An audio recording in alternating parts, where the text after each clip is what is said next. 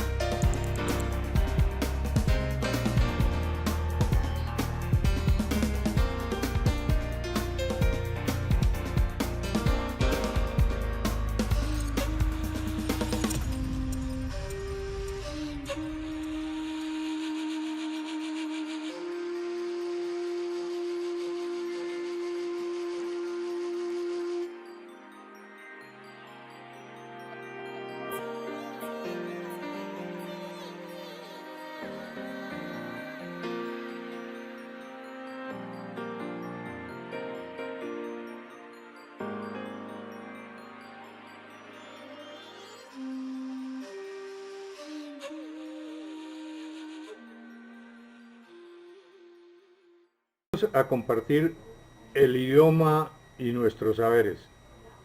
Programa del Ministerio de Cultura y la Academia Boyacense de la Lengua.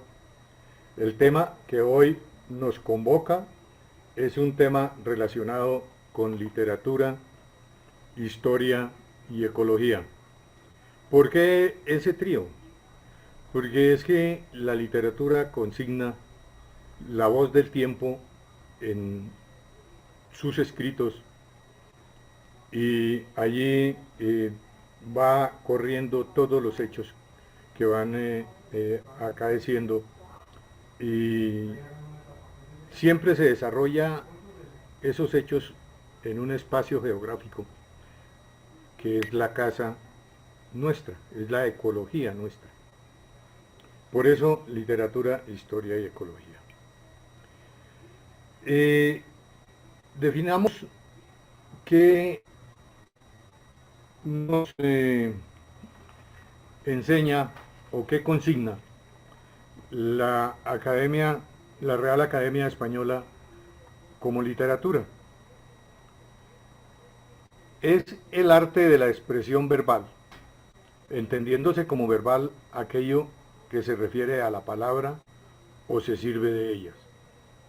Y por lo tanto, abarca tantos textos escritos, literatura escrita, como hablados o cantados, una fusión de la literatura con la música. Literatura oral, en un sentido más restringido y neotradicional, ya que las primeras obras literarias fueron compuestas para ser cantadas y o recitadas. Es la escritura que posee mérito artístico y que privilegia la literariedad, en oposición al lenguaje ordinario, de intención menos estética y más práctica. El término literatura designa también al conjunto de producciones literarias de una lengua, de una nación, de una época o incluso de un género. La literatura griega, la literatura del siglo XVIII, la literatura fantástica, etc. Y el conjunto de obras que versan sobre un arte o una ciencia. Literatura médica, jurídica, agronómica, etc. Es estudiada por la teoría literaria. En la literatura relacionada con la ciencia, pues lleva una carga del conocimiento, de la tecnología y de la técnica. Pero en sí, en todo lo que es expresión oral, habrá la presencia del espíritu literario. Están los aztecas, los mayas y los incas como tres grupos eh, étnicos que mantuvieron algunos documentos y que se tienen en la actualidad. En los aztecas también fueron muy destruidos, muy acabados, muy atropellados. Los, siguiendo, bajando a la parte media de la geografía de América, eh, los mayas dejaron muchos documentos y hay muchos documentos escritos. Y los incas, también esa cultura conservó documentos en cada uno de los eh, formas que ellos consignaban, eh, no solamente en rocas, en piedras, en construcciones, en la arquitectura, en la conducción, el manejo del agua, de los recursos naturales, en los cultivos, en todo eso quedó parte de la cultura expresada en las obras que se pudieron conservar. Los incas, bueno, se consigna o se encuentra que fueron de los grupos étnicos políglotas, si así podemos llamarlos, porque ellos dejaron consignados historia y conocimiento de las religiones y de los sistemas de agricultura, de las costumbres, no solamente de ellos, sino de otros grupos, y esos fueron escritos en las lenguas correspondientes a cada sector.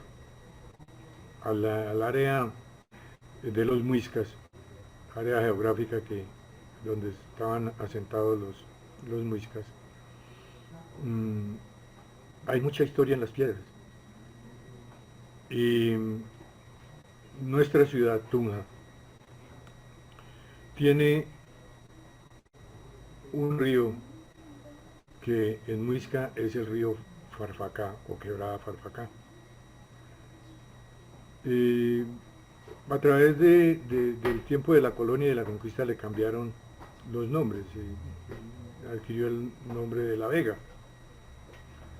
o vamos, el pozo de Unzaúa, que es la parte final de la cuenca del Farfacá, cuando ya descarga su caudal al río Jordán.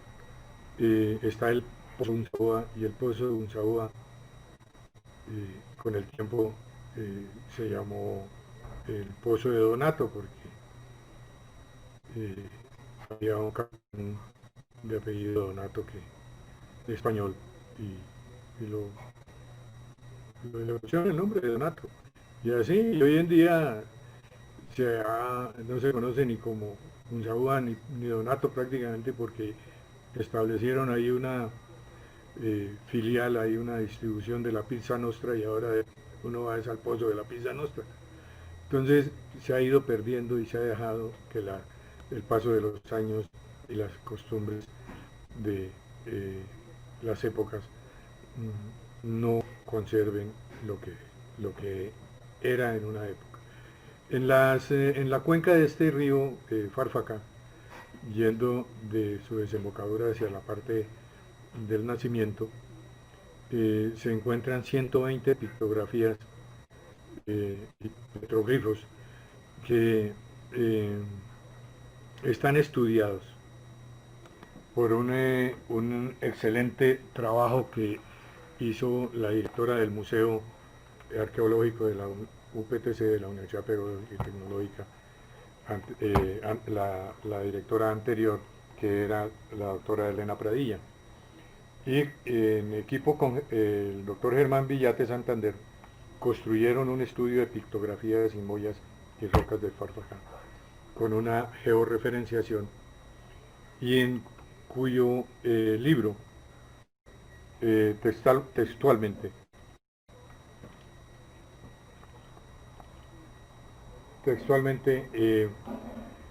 podemos leer este párrafo. Por fin apareció una parte de nuestro objeto de estudio, algunas piedras con pinturas antiguas registradas por nosotros.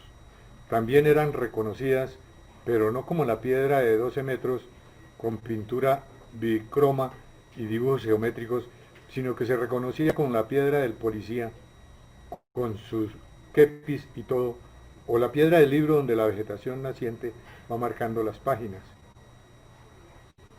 o ese excepcional soporte que en nuestra nomenclatura se reconoce como FR-F16, que se divisa desde todos los puntos cardinales, que fue identificado por los niños vecinos como la piedra de los indios, pues allí dejaron los antiguos sus mapas y fue identificada por las gentes que están un poco más lejos como la piedra de los muñecos, por la figura de dos amantes que se besan en púdica formalidad.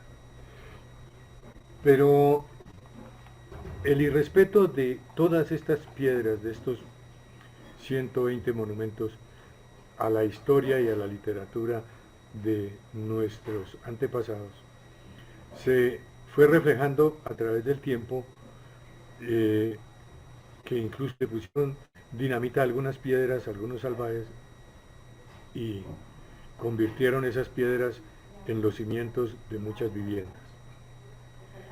Es un descuido total tanto de la comunidad, de la sociedad, de nosotros los boyacenses y especialmente de los gobiernos, pero eso no es de este gobierno, es de todos los gobiernos que han ido en la historia, que no se han preocupado por recuperar.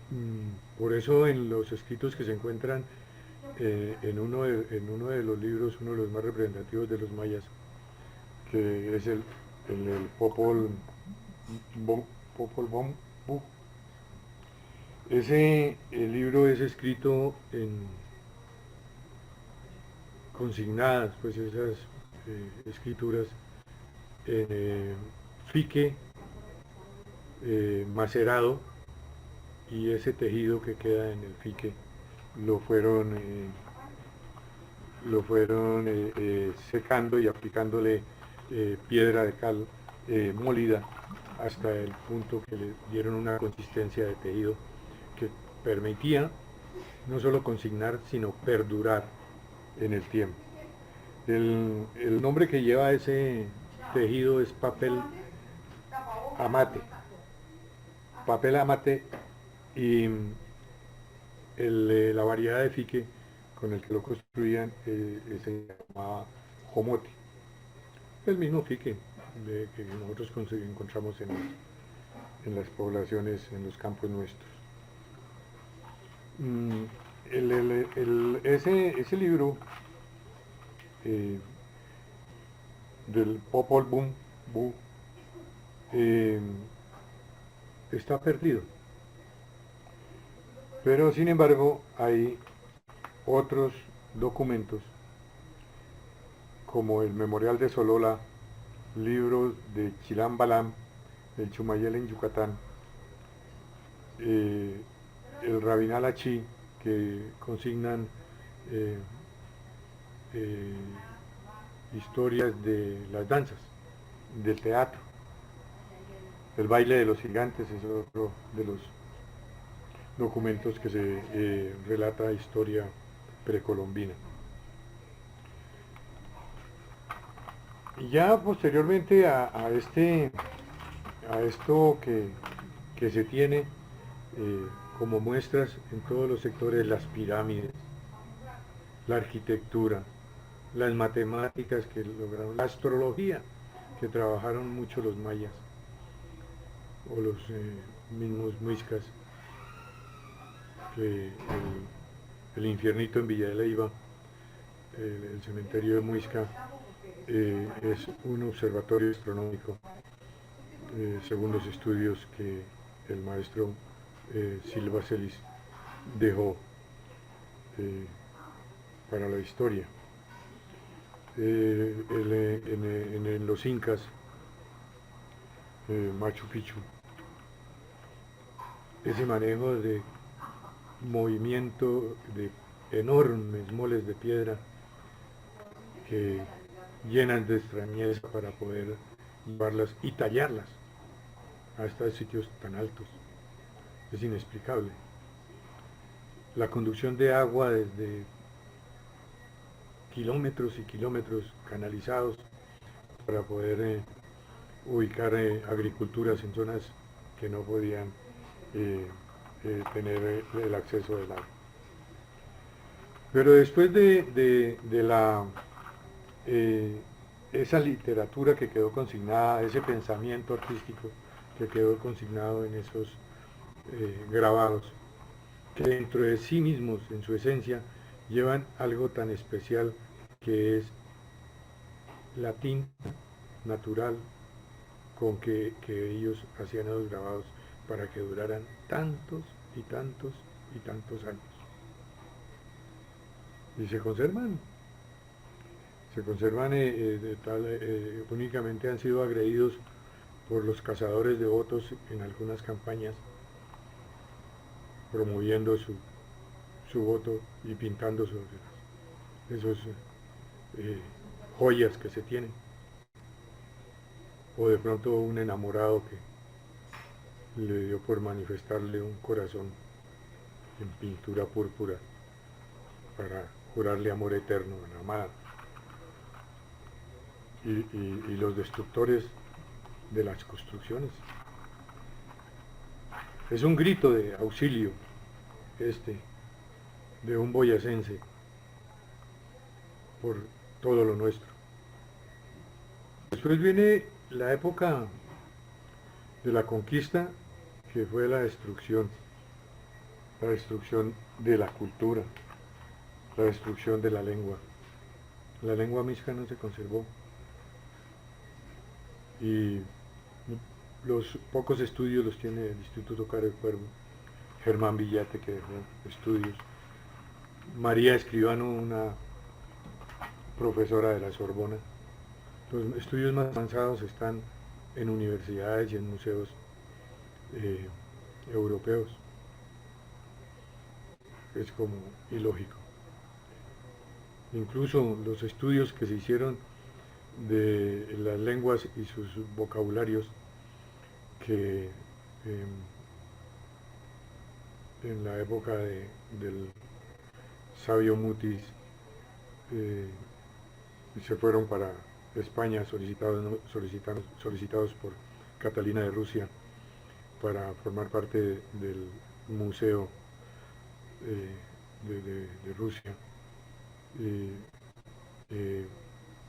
Se quedaron en la Biblioteca Real de Madrid, en la Biblioteca Real Española, y en el Museo Real también hay muchos documentos que son componentes de la literatura y de las lenguas nativas que están más fuera de los países americanos y que se debieran tratar de rescatar y traerlos. Pero la lengua, como fue totalmente, pues prácticamente molida. Hoy hay esa geografía nuestra demarcada por nombres muiscas, pero no se ha construido esa geografía con la denominación y el por qué se pusieron esos nombres. Hay algunos estudios algunos periódicos y algunos escritores de los nombres de los municipios, pero en cada municipio hay veredas, hay lugares, hay ríos, incluso los apellidos de las familias de origen muisca. Muchas veces no se sabe el significado, pero se cuentan con gramáticas y con diccionarios de todas estas culturas. De los muiscas, pues hay bastante documentación y debiera ponérsele interés y preocupación para poder recuperar eso. Quiero leer algo por Boyacá.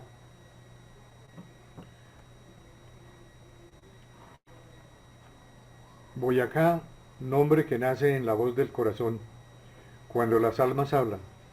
Boyacá es la tierra negra de Ciervo Joya, donde brota la seguridad alimentaria regada con las gotas de sudor, nacidas del músculo tenso bajo un sol intenso, o abrazados por la niebla densa, donde los cuerpos se pierden y las voces nos envuelven, entrelazadas en ternura y respeto de una lozana con dignidad entre la lluvia y el viento, entre el trabajo, el frío y el fuego. Boyacá todo lo mereces, sacrificio y lágrimas, sonrisas, alegrías y tristezas. Boyacá, poco es todo, cuando por ti todo lo entrego. Ese es el sentimiento que nos mueve a nosotros los de la Academia de la Lengua, por nuestra tierra. Y la literatura en la conquista, pues tiene el primer representante es Cristóbal Colón. Cristóbal Colón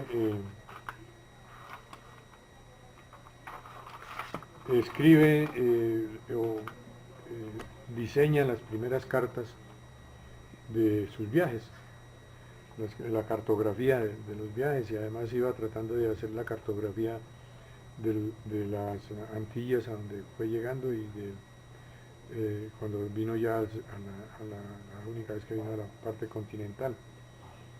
Entonces sus trabajos son cartográficos, y las cartas que le envió a los Reyes Católicos, que es considerada un género epistolar. Estas cartas pues están en una narrativa como de crónicas que describen los paisajes, la exuberancia de las vegetaciones, de los climas, las costumbres de las comunidades nativas, los peligros, los animales, la naturaleza, y también, pues lógico, donde se podía olfatear la riqueza de la minería, ahí también estaban en esas consignaciones. Hubo una serie de sacerdotes de esa época que en esa época pues venían acompañando a los grupos de conquista, y que su propósito era pues arrasar también con la religión, cambiar la costumbre religiosa, cambiar esa costumbre de adorar a la naturaleza. La religión giraba alrededor de adorar el sol, la luna, las estrellas, los ríos, el agua, y imponer pues esa religión, la religión católica, que estaba ubicada también en las culturas europeas. Entonces la religión pues la fueron acabando los templos. Destruyeron el templo más grande, donde había la mayor expresión y guardado de la cultura muisca, que fue el de Sogamoso, el Templo del Sol, en el valle de Sogamoso. Están todos los capellanes que acompañaron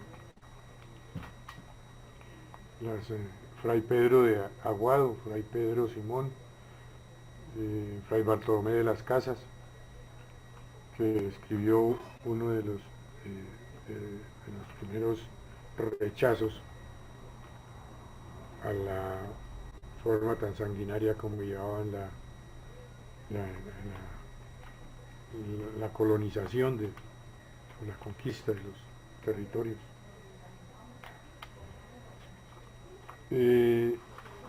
Después de estos sacerdotes que consignaron esto en crónicas, entonces encontramos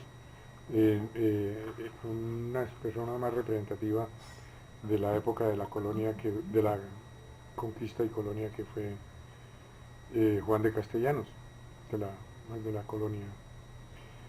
Eh, Juan de Castellanos, él vino a las Antillas, y de ahí, de la isla de las Perlas, pasó al Cabo de la Vela con el tiempo, un año, 2 años. Luego, eh, por donde iban dejando semilla. En, La Guajira, en alguna tribu, dejó una, una hija. Y pasó a Santa Marta, Cartagena, y no era sacerdote en esa época. Entonces hizo su seminario y se ordenó sacerdote, y entonces, después de ser párroco en algunas iglesias, vino designado para ser párroco en la Catedral de Tunja. Juan de Castellanos escribió primero la obra en prosa y luego la redujo a verso. Esta última tarea le llevó 10 años, dedicándosela finalmente a Felipe II. Otra persona representante de esa literatura fue Sor Josefa del Castillo, Francisca Josefa del Castillo. Fue una niña más bien tímida, mística, tal vez por la misma formación del hogar, le dieron esa orientación. Desde niña se orientó hacia la contemplación, y hasta que se fue al convento, y allí, con el confesor, le dio como mandato que debía consignar lo que ella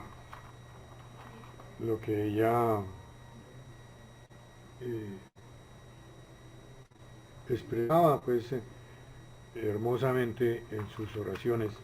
Entonces, que debía eh, consignarlas, y entonces ella escribe sus dos grandes obras.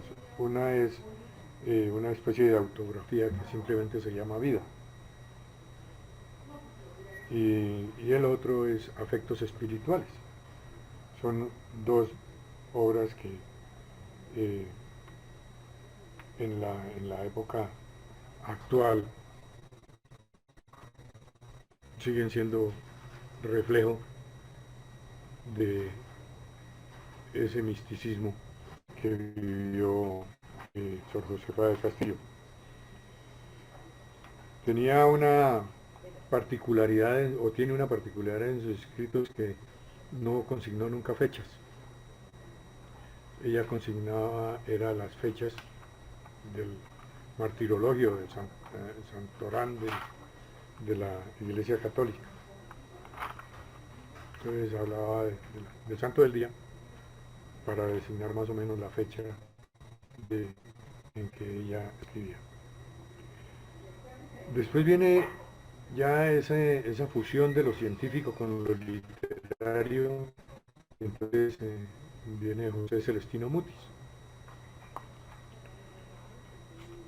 Este científico eh, era sacerdote, botánico, geógrafo, matemático, médico, y en San Fe de Bogotá fue docente de la naciente Universidad del Rosario. En esa universidad reposan los restos de José Celestino Mutis.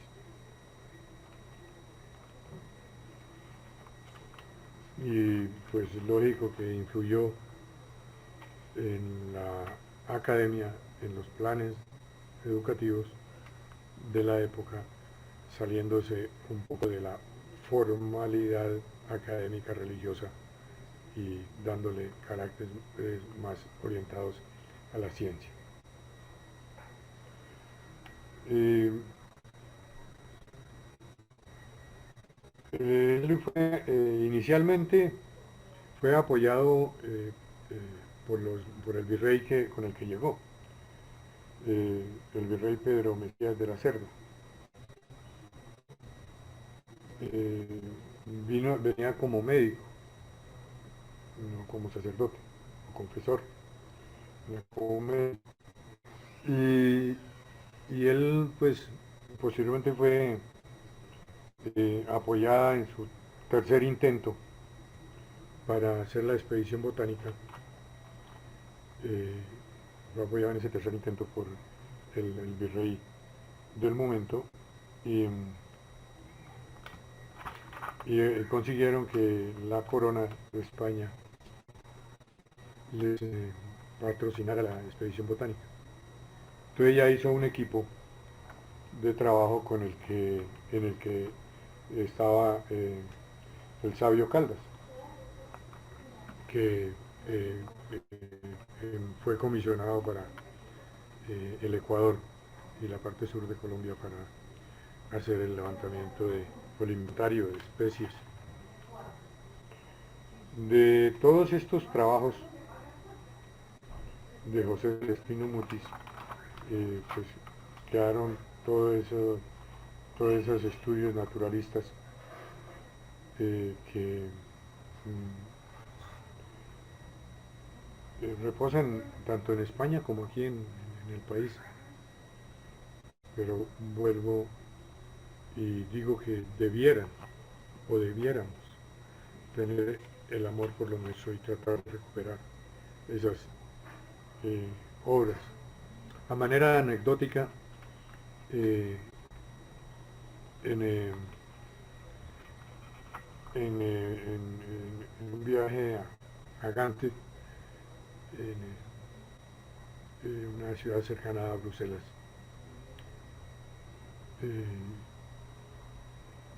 conocimos una marquesa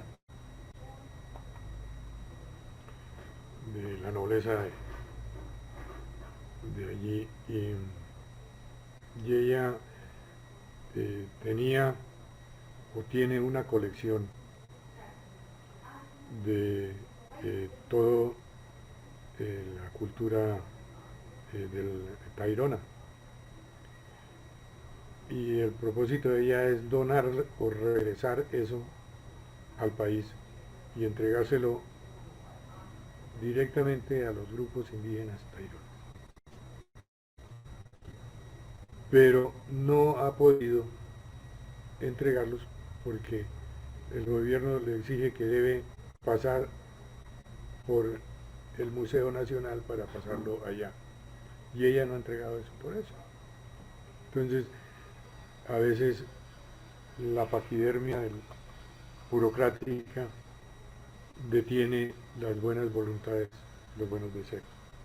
Y nuestro gran obra que es vinculada con la naturaleza, que es la vorágine, la obra de José Eustacio Rivera, que es realmente una oración a la vida de la selva, a la naturaleza, al canto del grillo, al peligro de las colmenas, o de las comunidades, diríamos, de los grupos, de los enjambres,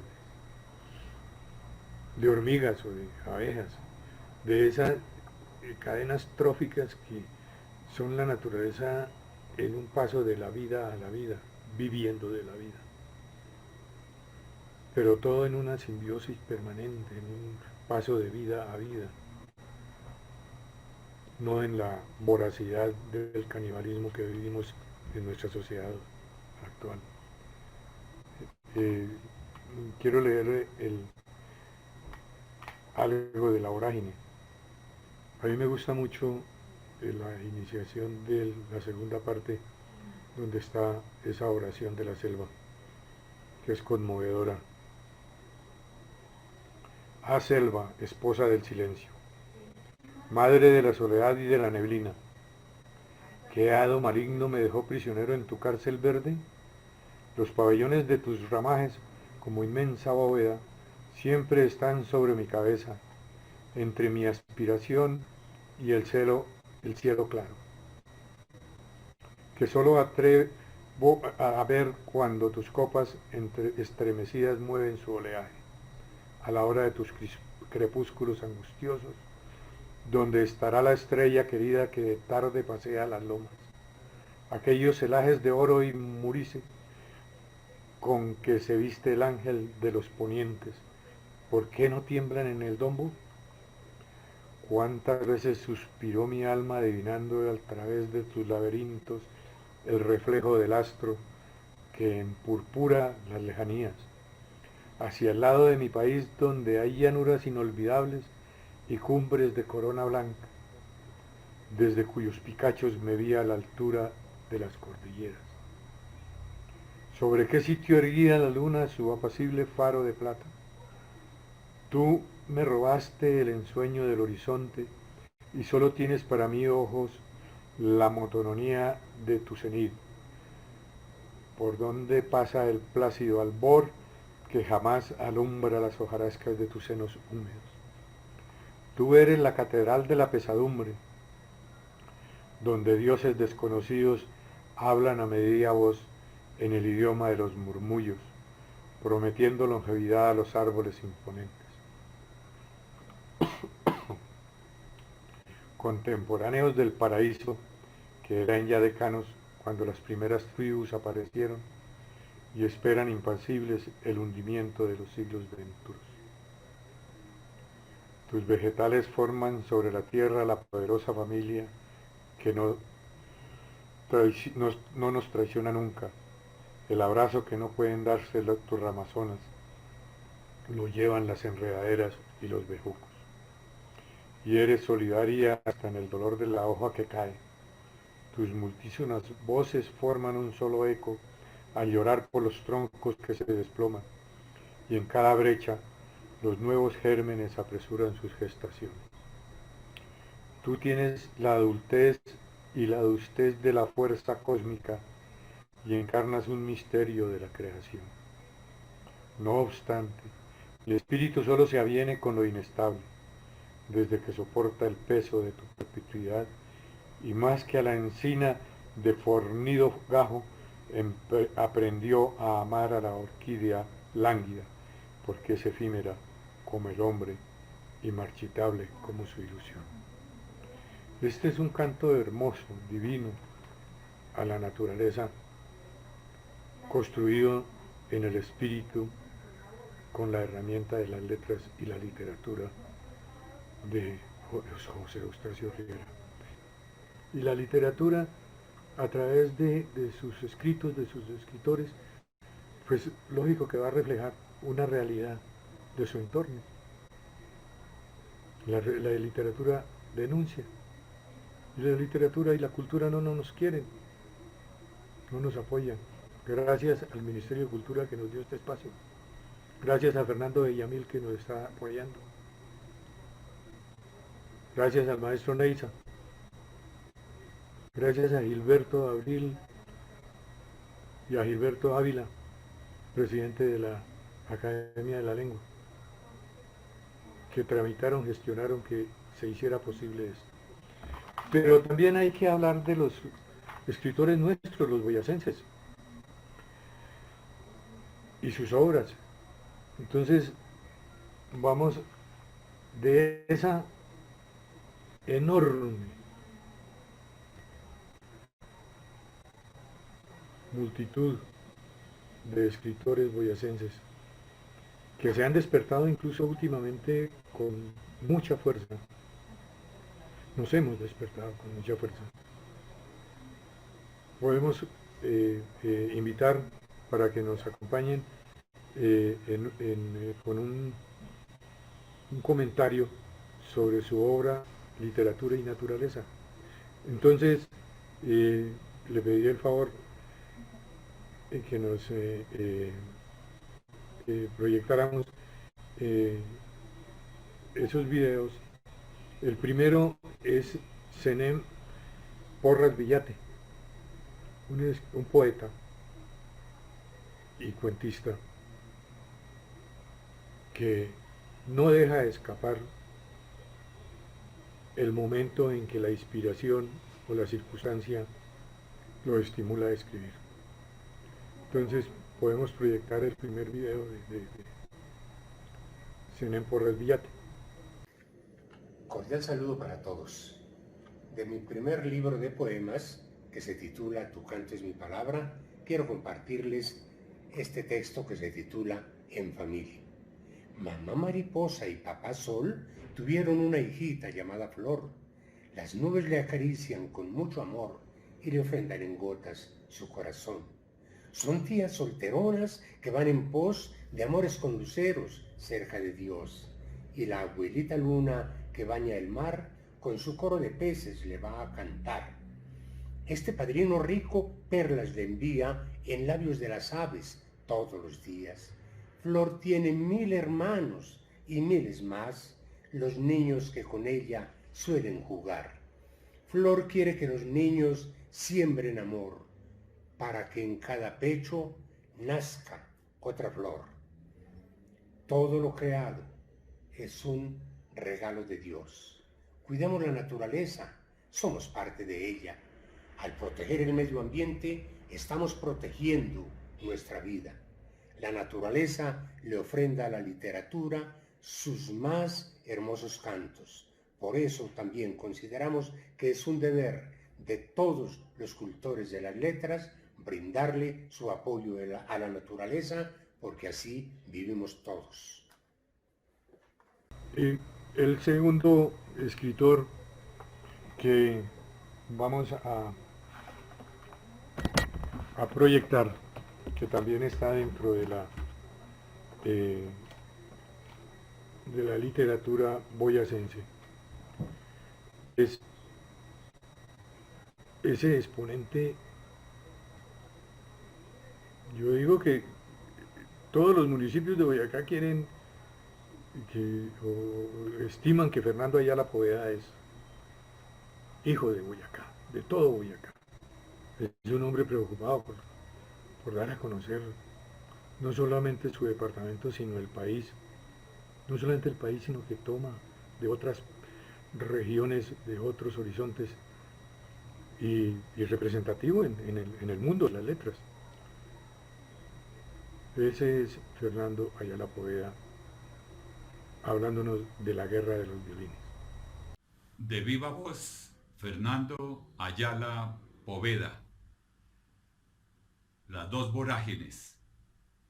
La guerra de los violines es la novela que recrea las historias de la memoria, el amor y el dolor por la tierra, con la tierra, desde los ríos sedientos y de los peces amenazados, del padre árbol y los frailejones heridos. La guerra de los violines es una novela que se entrelaza con La vorágine de José Eustacio Rivera. Rivera es para mí el maestro literario que la vida me entregó en la ciudad de Sogamoso. Por eso, La guerra de los violines es una novela que se debe al amor por la tierra, nuestro alimento, nuestro nicho, el oxígeno y nuestra relación con la biodiversidad, donde todos, de algún modo, al habitarla, hemos sido sus depredadores y sus defensores. La guerra de los violines es una novela sobre los territorios heridos de Colombia, causados por la deforestación, la minería abierta, el fracking, la guerra, los conflictos sociales, el petróleo, todo, nuestra tierra, la tierra del mundo, la tierra amada, es una tierra herida que deberíamos entonces de mirar como nuestra propia alma. Una escritora cultivó su estilo literario, que dedicó su tiempo a la historia y dedicó su tiempo a saber de sus antepasados o de nuestros antepasados. Hija del Cocuy y de Miraflores, Mariela Vargas Osorno, nos cuenta cómo su obra también se inspira en la ecología humana y en la ecología del entorno, de la naturaleza. La vida del cacique de Monguí. ¿Se acuerdan ustedes cuál era una de las competencias más importantes en nuestro reino muisca? Nuestro reino muisca es el actual altiplano cundiboyacense y también iba hasta Santander. Era recorrer y correr y correr una maratón y a sumergirse en 5 lagunas. El agua y las lagunas eran sagradas y entonces los grandes corredores, los grandes atletas salían, trepaban montañas, se sumergían en las lagunas y volvían a correr hasta llegar a la última para recordar a la Madre Bachué, la madre de toda la humanidad que emergía del agua. Y es que el agua es nuestra esencia, conservémosla pura, como en el antiguo reino muisca.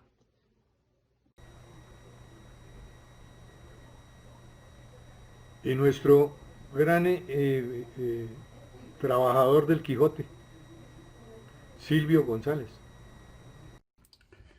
Don Quijote, en el capítulo 11 de mi libro El Quijotesco Ingenio, don Hidalgo de la Mancha se dirige a unos cabreros y les habla y brinda a nombre de la dorada edad,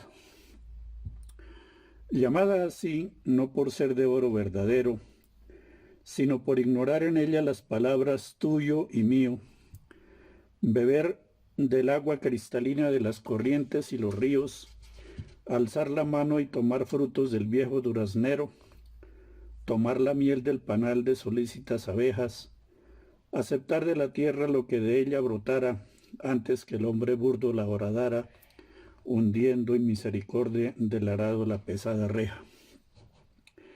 Viendo a las agalas corretear por la campiña, con sus trenzas y rizos al viento y su vestido de hojas de hiedra con pudor entretejido y la eterna inocencia de una niña. Sin jueces, pues no había nada que juzgar, sin fraude, sin engaño, sin malicia y con verdad, siglos aquellos de amor y honestidad, sin hechos de violencia, edad al fin digna de amar. Las doncellas y la honestidad andaban por doquiera, sin que la ajena desenvoltura y lascivo intento les menoscabase, y su perdición hacía del gusto y propia voluntad que presentasen. Y ahora, en estos detestables siglos no están ellas, así estén protegidas y muy bien ocultas por oscuro laberinto igual a aquel de Creta, porque allí por los resquicios de las piedras o por el aire, con un celo maldito igual al de esta gruta, se les entra la amorosa pestilencia y al traste va a parar su usual recogimiento, para cuya seguridad andando mal los tiempos y creciendo la malicia se instituyó a conciencia la orden de los andantes caballeros, para defender a las doncellas, amparar las viudas, socorrer a los huérfanos, a los menesterosos, dar ayuda. De esta orden soy yo, hermanos míos, cabreros, a quienes agradezco el agasajo y buen recogimiento que me hacéis, al igual que a mi escudero, que aunque obligados están de servir a un caballero, todos aquellos a quienes en cualquier momento acuda, sin saber vosotros de esta obligación, nos acogisteis, y por esa sencillísima razón es que con mi voluntad y de todo corazón os agradezco vuestra magnánima atención. Y como último, vamos a oír a ese apóstol santanderiano que entronizó en Boyacá y es un trabajador incansable. Ahí sí, como le decimos nosotros, la venia bendita es la expresión suya. Le faltaron días para que usted siga trabajando. Reinaldo Caballero Cáceres. Soy boyacense de amor, soy boyacense de corazón. Soy boyacense porque aquí encontré una entrada a las estrellas. Un día llegué de las tierras de Santander, de la tierra que me vio nacer. Llegué a esta linda región, hermosos sus páramos, hermosas sus lagunas, sus ríos, sus tierras, el color verde de la naturaleza, la gente, la cultura de Boyacá, sus pueblos lindos, coloniales, eso me enamoraron y me quedé en esta tierra. Y me quedé aquí escribiendo y pintando, y cantando, y diciéndole al mundo, soy boyacense de corazón. Un día escribí una novela que se titula Un amor secreto de Bolívar, y esa novela forma parte de la colección Bicentenario de Boyacá. Posteriormente escribí la novela de un general de 12 años que dirigió momentos de la batalla de Palo Negro. Y esa novela se tituló Memorias de un general de la Guerra de los 1000 días. Un año después escribí una novela que se tituló El día que mataron a Gaitán. Es una novela donde se relatan episodios desconocidos de este día aciago de la patria. Bueno, y después comencé a escribir cuentos. Escribí una trilogía de cuentos. El cuento al amanecer, el cuento al atardecer y el cuento al anochecer. En estos cuentos, la realidad se vuelve ficción y la ficción se vuelve realidad. Más tarde escribí Las reinas del amor, la historia de un llanero que llegó a Sogamoso y durante un año no salió de la habitación que estaba donde él estaba, en un hotel, acá en esta tierra, y se enamoró.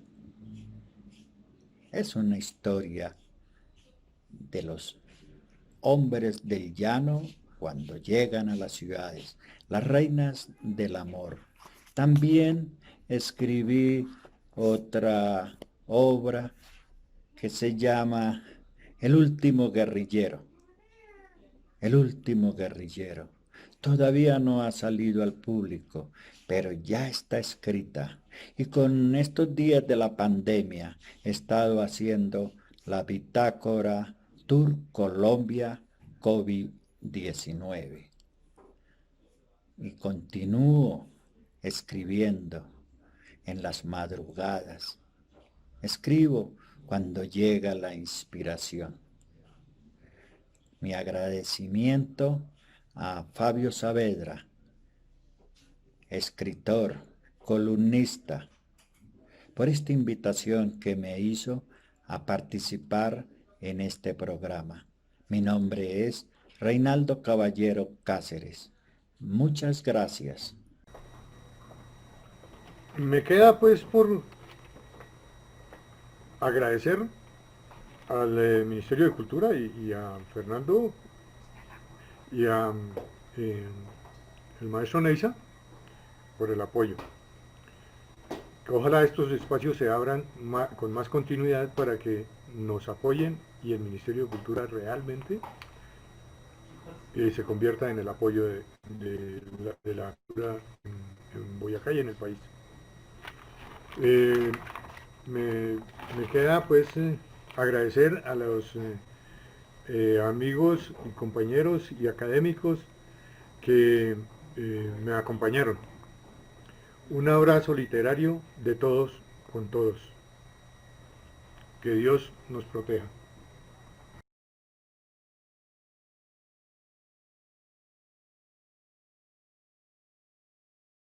La cultura es de todos. Ministerio de Cultura.